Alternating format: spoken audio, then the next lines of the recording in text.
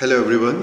आगे बढ़ाते हैं अपनी एनसीईआरटी की सीरीज़ को, जहां पर हम अपने पॉलिटी का रिवीजन कर रहे हैं थ्रू एमसीक्यूज़। और आज हम करने वाले हैं क्लास 8th सोशल साइंस यानी पॉलिटी के एमसीक्यूज़ को। So what I have done, I have divided class 8th into two part 1 और पार्ट 2। आज हम जो एमसीक्यूज़ करने वाले हैं वो पार्ट 1 के करेंगे। और what you have to do, you have to press the pause button after every question and you have to write your answer in the comment box and अपना फाइनल स्कोर भी आप लिखना ना भूलिएगा। So let's start our session. So here we are with our first question. So आपका question number 1 है, first statement, all the democratic countries in the world are likely to have a constitution. Your second statement is all the countries that have a constitution are democratic. You have to find the correct option.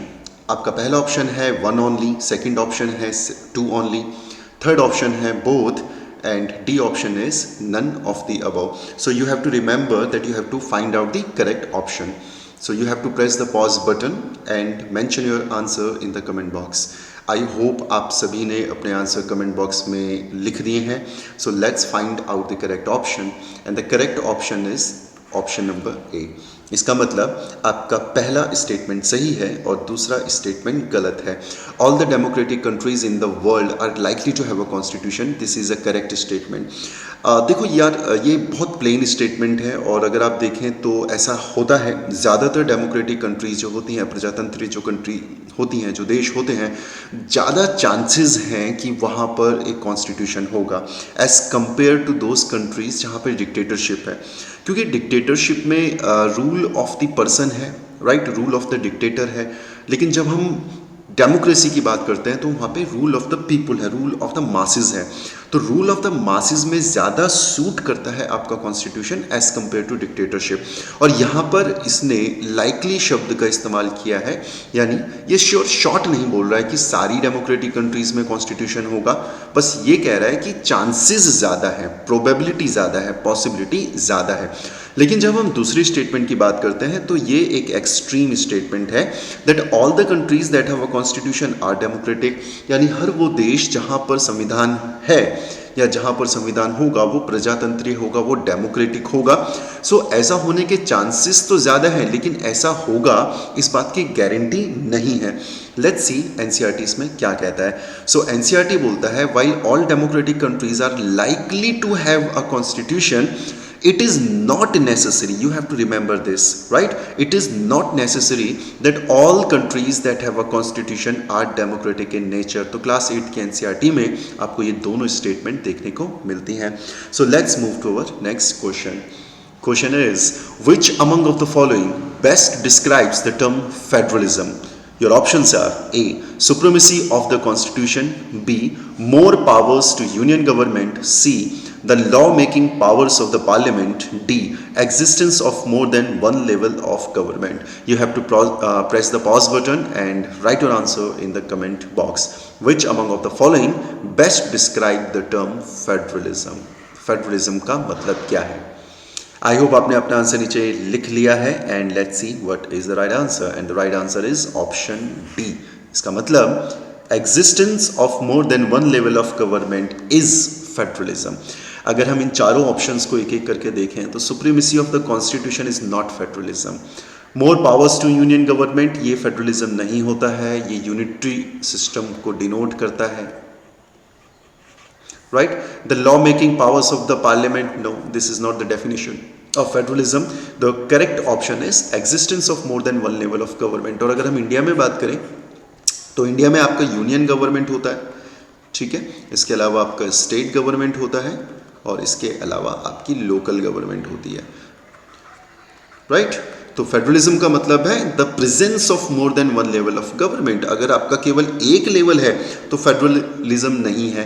क्यों? क्योंकि आपका concentration of powers आपको देखने को मिलता है. लेकिन आपके मल्टी लेवल गवर्नमेंट है, अगर एक से ज़्यादा लेवल ऑफ गवर्नमेंट है तो इसका मतलब है डिस्ट्रीब्यूशन ऑफ पावर्स हो रहा है. डिस्ट्रीब्यूशन ऑफ पावर का मतलब होता है फेडरलिज्म, राइट? एनसीईआरटी में इसकी डेफिनेशन दी है that federalism refers to the existence of more than one level of government. अगर एक लेवल से ज़्यादा गवर्नमेंट के लेवल्स हैं तो उस सिस्टम को हम फेडरलिज्म कहते हैं। इंडिया की बात करें तो इंडिया में we have 3 levels of government, right.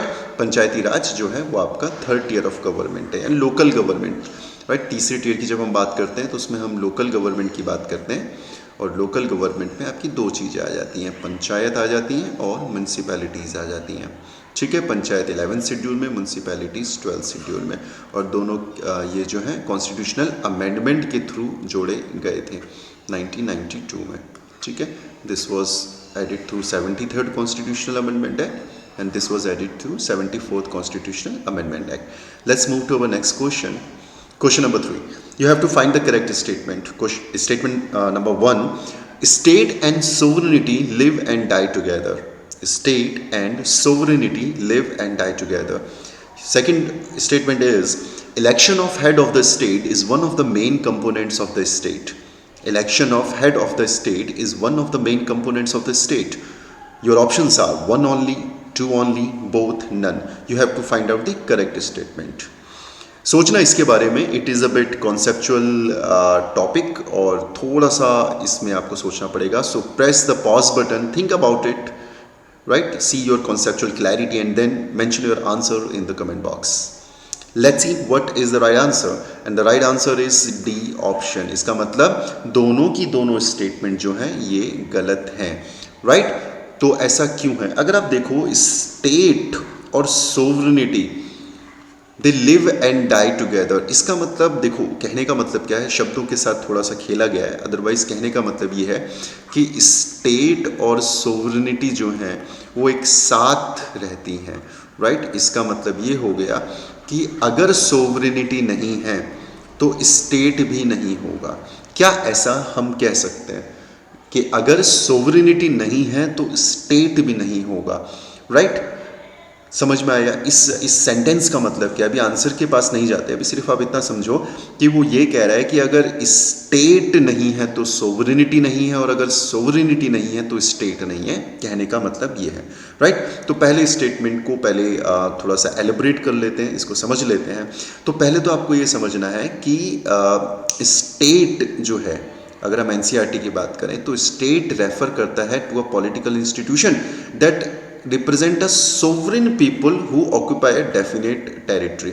तो अगर हम एनसीईआरटी की बात करें तो एनसीईआरटी कहता है कि स्टेट जो है वो किसको रिप्रेजेंट कर रहा है, वो सोवरेनिटी ऑफ पीपल को रिप्रेजेंट कर रहा है, लोगों की संप्रभुता को रिप्रेजेंट कर रहा है, राइट।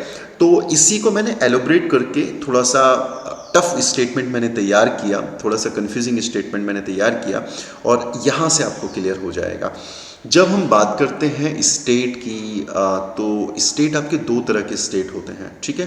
वैसे तो कई तरह के स्टेट होते हैं, बट इस क्वेश्चन के लिए हम 2 तरह के स्टेट की बात करेंगे। एक है आपका स्टेट और एक है आपका सोवरेन स्टेट। तो ये 2 अलग चीज़ें होती हैं। अगर आप अपना थोड़ा सा कॉमन सेंस लगाएं तो डोमिनियंस होते हैं आज की डेट में, बिल्कुल होते हैं, ठीक है। क्या वो स्टेट होते हैं? बिल्कुल होते हैं।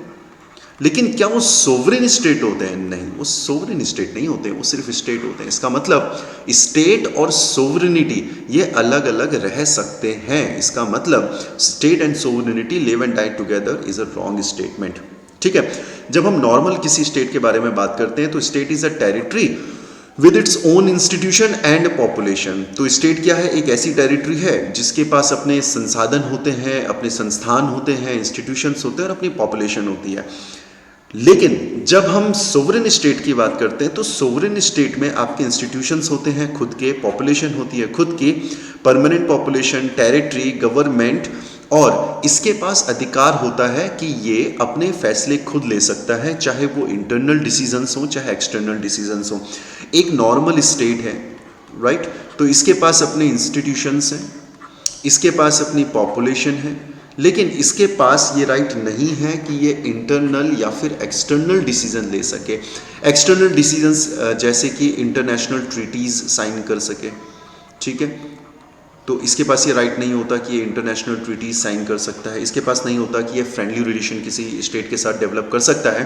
तो ये तो हो गया आपका नॉर्मल स्टेट। लेकिन जब हम सोवरेन स्टेट की बात करेंगे तो उसके पास ये सब होता है। उसके पास अपनी गवर्नमेंट होती है, टेरिटरी होती है, पॉपुलेशन होती है, इसके अलावा उसके पास ये अधिकार होता है कि वो अपने फैसले स्वयं ले सकता है, खुद ले सकता है, राइट। इसके अलावा फिर दूसरे कॉन्सेप्ट हैं आपके, नेशन का कॉन्सेप्ट है, नेशन स्टेट का कॉन्सेप्ट है और कंट्री का कॉन्सेप्ट है, राइट। तो नेशन क्या होता है? It is a large group of people who inhabit a special territory and are connected by history. Very important.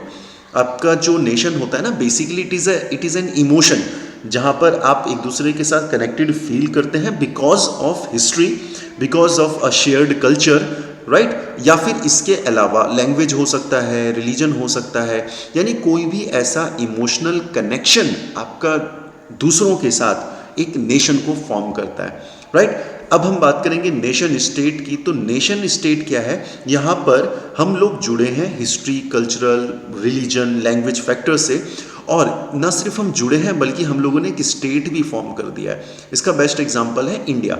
So India क्या है? इंडिया इज़ अ नेशन, और कई सारे हिस्टोरियंस का और कई सारे पॉलिटिकल साइंटिस्ट का कहना है कि India is a nation in building.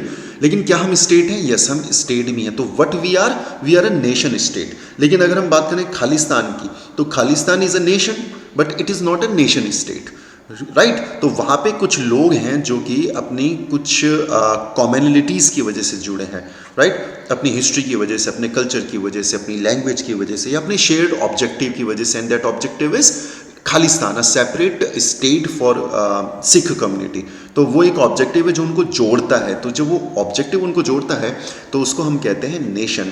लेकिन जब हम जुड़े हैं और इसके अलावा हमारे पास अपनी एक पॉपुलेशन है, अपनी टेरिटरी है, अपनी सोवरेनिटी है, तो we will be known as nation state. उसके बाद आ जाता है कंट्री। तो कंट्री क्या है? बेसिकली कंट्री एक जोग्राफिकल टर्म है, ठीक है। किसी भी देश की टेरिटरी क्या है, जोग्राफिकल बाउंड्रीज क्या है, उसको डिनोट किया जाता है कंट्री से, राइट, ठीक। सो ये है आपका पहला स्टेटमेंट जो कि यहाँ पर गलत होता है। दूसरा, election of head of the state is one of the main components of the state. नहीं यार, ऐसा नहीं है। This is not the component of the state, बल्कि ये दिखाता है रिपब्लिक कैरेक्टर, ठीक है। इसका मतलब तो रिपब्लिक हो गया। यानी if the head of the state is elected, तो उस स्टेट को हम क्या बोलेंगे? उसको हम रिपब्लिक बोलेंगे। For example India. तो इंडिया में हेड ऑफ द स्टेट कौन है? इंडिया में हेड ऑफ द स्टेट आपका प्रेसिडेंट है, ठीक है। और प्रेसिडेंट इंडिया में क्या होता है? इंडिया में इलेक्ट होता है। तो इसलिए हम इंडिया को क्या बोलते हैं? इंडिया को रिपब्लिक बोलते हैं। So it is not the definition of the state, it is the definition of the Republic. इसका मतलब दोनों स्टेटमेंट गलत हैं और आंसर है आपका D option. I hope clear हो गया आपको, right. So qualities of a sovereign state, इसको आप एक बार प्रेस कर लीजिएगा। मैंने कई बार ये पढ़ा दिया है, आप एक बार ये सारे पॉइंट्स को पढ़ लेना, आपके मेंस में आपको लिखने के काफ़ी काम ये आ सकता है, ठीक। सो ये आपका एक्टिविटी 1 है। सो एनसीईआरटी में कुछ इंटरेस्टिंग एक्टिविटीज़ भी दी हैं क्लास 8 में, थोड़ा सा मेच्योर्ड एक्टिविटीज़ हैं, अच्छी एक्टिविटीज़ हैं जो कि आपको अपनी मेंस आंसर राइटिंग और इंटरव्यू में काम आएंगे। सो आई होप कि आप इन सारी एक्टिविटीज़ को अटेम्प्ट करें। So you have to tell me which fundamental rights will the following situation violate. तो ये 4 आपको अलग अलग सिचुएशन दी हैं और आपको ये बताना है कि पहली सिचुएशन में कौन सा फंडामेंटल राइट वॉयलेट हो रहा है, दूसरी में कौन सा हो रहा है, थर्ड सिचुएशन में कौन सा हो रहा है, और फोर्थ सिचुएशन में कौन सा फंडामेंटल राइट वॉयलेट हो रहा है। You have to write the number of that fundamental right, right. So I am damn sure कि आप इसे अटेम्प्ट करेंगे नीचे कमेंट बॉक्स में, राइट। ऐसी बहुत सारी एक्टिविटीज़ अब से हम स्टार्ट करने वाले हैं। This is activity 2। So you have to do, इस एक्टिविटी को आपको करना है। क्या लिखा है इसमें? तो the column on the left list some of the key features of Indian constitution. ये आपके क्या है? ये आपके की फीचर्स हैं इंडियन कॉन्स्टिट्यूशन के, ठीक है। In the other column right 2 sentences in your own words on why you think this feature is important. तो आपको भैया फेडरलिज्म के बारे में 2 बातें बतानी है कि फेडरलिज्म इसलिए इंपॉर्टेंट है, क्या फ़ायदा होता है फेडरलिज्म से। सेपरेशन की आपको 2 बातें बतानी है, 2 पॉइंट बताना है कि सेपरेशन ऑफ पावर के क्या एडवांटेज है। Then you have fundamental rights, इसके 2 आपको पॉइंट बताने हैं, और फिर आपको 2 पॉइंट बताने हैं what is the advantages of parliamentary form of government. थोड़ा ब्रेन स्टॉर्मिंग करोगे तो चीज़ें निकल के आएंगी सामने, राइट। मेयर रोड लर्निंग से कुछ नहीं होने वाला। You have to think beyond the box and this is the box. तो इसमें आप अपना आंसर नीचे कमेंट बॉक्स में ज़रूर मेंशन करें, right. So let's move to our question number 4। Your first statement is no school can promote any one religion through their morning prayers or through religious celebration. क्या ये statement ठीक है। Second statement, the idea of Indian secularism is inspired from French constitution. So you have to find the incorrect option. Press the pause button and mention your answer in the comment box. Let's see what is the right answer, and the right answer is C option. इसका मतलब दोनों की दोनों statement क्या है? Incorrect, क्योंकि आपसे पूछा था कि इनकरेक्ट स्टेटमेंट कौन सी है। तो पहली स्टेटमेंट है no school can promote any one religion through their morning prayers or through religious celebration, ये गलत स्टेटमेंट है। दूसरी स्टेटमेंट है the idea of secularism is inspired from French constitution, ये भी आपकी रॉन्ग स्टेटमेंट है। तो सही स्टेटमेंट क्या है?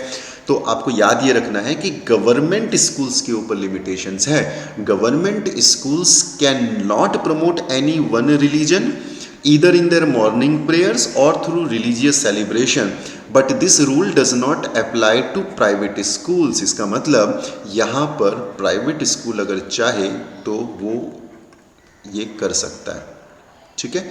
ये जो हमने लिमिटेशंस देखी है, नो स्कूल कैन प्रमोट, तो यहाँ पे आएगा no government school can promote. ये वाला जो रूल है प्राइवेट स्कूल्स में नहीं लगता है, तो इसलिए ये स्टेटमेंट गलत है। दूसरा, the idea of Indian secularism is inspired from the French constitution. अरे नहीं यार, सेक्युलरिज्म तो हम लोग शुरू से सेक्युलर हैं, राइट। हमें किसी से इंस्पिरेशन लेने की ज़रूरत नहीं। हावेवर इस वर्ड को हमने ऐड ऑन किया था अपने प्रेम्बल में, ठीक है। प्रेम्बल में हमने इसको ऐड ज़रूर किया था 42nd कॉन्स्टिट्यूशनल अमेंडमेंट एक्ट से, ठीक है। 42nd कॉन्स्टिट्यूशनल अमेंडमेंट एक्ट से हमने इसको ऐड ज़रूर किया था, लेकिन ये हमारे इंट्रिंसिक पहले से था आपके कॉन्स्टिट्यूशन में, फ्रेंच कॉन्स्टिट्यूशन से नहीं मोटिवेटेड है, ठीक है। So this is your question number 4।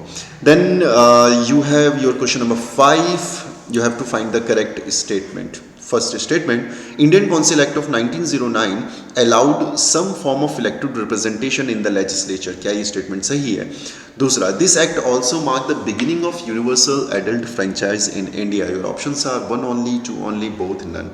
So press the pause button and mention your answer in the comment box। What is the right answer? And the right answer is A option, यानी पहली statement सही है, दूसरी statement गलत है। Indian council act of 1909 allowed some form of elected representation in the legislature, बिल्कुल सही है। अपनी पॉलिटी की सीरीज में जब हम historical background of Indian constitution पढ़ रहे थे तो हमने इसे बहुत अच्छे से कवर किया था। This act also mark the beginning of universal adult franchise in India. नहीं, यूनिवर्सल एडल्ट फ्रेंचाइज इंडिया जो है वो 1947 के बाद होता है अपना, ठीक है। तो हम इसको जैसे ही कॉन्स्टिट्यूशन हम अडॉप्ट करते हैं, then we adopt the idea of universal adult franchise. Before that we had limited adult franchise, ठीक है। लिमिटेड फ्रेंचाइज हुआ करता था, जो लोग टैक्स देते थे, जिन लोगों का पर्टिकुलर प्रॉपर्टी हुआ करता था, एजुकेशन बैकग्राउंड, उस आधार पर लोगों को जो है वोटिंग राइट्स मिलते थे, और approximately 10% of the total population of India had voting rights, जो कि काफ़ी कम था। लेकिन जब भारत आज़ाद होता है तो भारत इन सारे पैरामीटर्स को ख़त्म कर देता है और यूनिवर्सल एडल्ट फ्रेंचाइज को एक्सेप्ट करता है, ठीक है। सो ये आपके एनसीईआरटी में दिया गया। एनसीईआरटी में एक दिक्कत है, ये टेक्निकली गलत है। हाँ, गवर्नमेंट ऑफ इंडिया एक्ट 1909 नहीं कहते हैं इसको, इसका जो रियल नेम है ये है इंडियन काउंसिल एक्ट ऑफ 1909। सो कभी हम अगर एनसीईआरटी को करेक्ट करने के लिए दोबारा से अगर आरटीआई डालेंगे तो इस वाले पॉइंट को भी हम ज़रूर डालेंगे कि ये इन्होंने टेक्निकली गलत लिखा है। गवर्नमेंट ऑफ इंडिया एक्ट 1909 नहीं, बल्कि Indian council act of 1909, right. So यहाँ पे आपको देखने को मिलता है it allowed for some elected representation, ठीक है। Very good, important point. So next question number 6. Electronic voting machines were used for the first time throughout the India in the general elections of the year। तो आपको ये बताना है EVM machines का, electronic voting machines का सबसे पहली बार भारत में किन जनरल इलेक्शंस में यूज़ किया गया था, ठीक है। यहाँ पे कीवर्ड है जनरल इलेक्शंस। तो कौन से जनरल इलेक्शन, कौन से आम चुनाव थे जहाँ पर पहली बार इलेक्ट्रॉनिक वोटिंग मशीन का इस्तेमाल किया गया था? Your options are 1999, 2004, 2014, 2019। So you have to identify, you have to mention your answer in the comment box. Let's see what is the right answer, and the right answer is 2004। इसका मतलब है आपका B option, ठीक है। सो 2004 के जो elections हुए थे, जनरल इलेक्शंस हुए थे, उसमें आपको देखने को मिलता है ईवीएम का पहली बार प्रयोग। एनसीईआरटी में ये पॉइंट दिया है, EVMs were used throughout the country for the first time in the 2004 general elections। Then again in activity आपको क्या करना है with the help of your teacher, in this case मैं हूँ ये टीचर, बट मुझे नहीं लगता कि इसमें आपको मेरी ज़रूरत पड़ेगी। बच्चों वाले क्वेश्चन से आप बहुत इजीली इसको कर सकते हैं।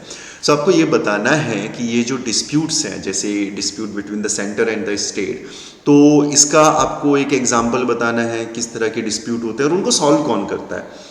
ठीक है, जुडिशरी की अगर हम बात करें, इसको सुप्रीम कोर्ट सॉल्व करेगा, इसको हाई कोर्ट करेगा, इसको लोअर कोर्ट करेंगे। डिस्प्यूट बिटवीन स्टेट का एक एग्जांपल डालें, डिस्प्यूट बिटवीन टू सिटीजन्स के कुछ एग्जांपल्स आप डाल सकते हैं। And laws that are in violation of the constitution, ऐसे कौन से कानून हैं हाल फिलहाल के या जो भी आपकी मेमोरी में हैं जो कॉन्स्टिट्यूशन को वायलेट करते हैं। So you have to think a bit deeper, कौन से ऐसे लॉ हैं जो कॉन्स्टिट्यूशन को वायलेट करते हैं। ठीक है, इसका एक एग्जाम्पल है जो हम कई बार क्लास में डिस्कस कर चुके हैं। सो ये भी एक्टिविटी आपको परफॉर्म करनी है। So just enjoy the activities, class 8 में वापस जाएं और एन्जॉय करें एक्टिविटीज़ को। Next question, question number 7। High courts were first established in Bihar, Bombay and Madras presidencies in the year 1862। क्या ये स्टेटमेंट सही है? Second statement, one or more than one states can have a common high court. So you have to identify the correct option. Obviously इसमें भी आपको correct statement आपको देखनी है। मैं लिखना भूल गया हूँ, but you have to find out the correct option. ठीक है, so press the pause button and attempt the question. So this is the right answer, B option. इसका मतलब पहली स्टेटमेंट गलत है और दूसरी स्टेटमेंट सही है। So high courts were first established in Bihar, Bombay and Madras presidencies. Bihar नहीं है, ये आपका बंगाल प्रेसिडेंसी है।